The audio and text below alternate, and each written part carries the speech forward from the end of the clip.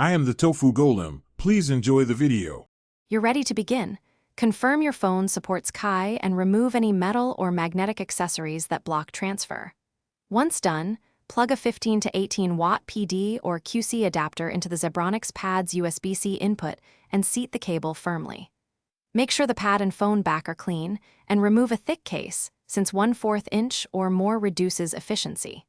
Then, place the device roughly centered on the charger to let the coils align and start negotiation. Once the phone is placed, check the LED on the Zebronics pad for charging confirmation. A steady light usually means active charge. If you want faster top-ups, make sure the wall adapter supports PD or QC and the phone accepts higher wireless input, otherwise it will negotiate a lower rate. Also, make sure the device isn't running intensive apps while charging. Heat slows charging and reduces efficiency. If alignment seems off, lift and reseat the phone slightly.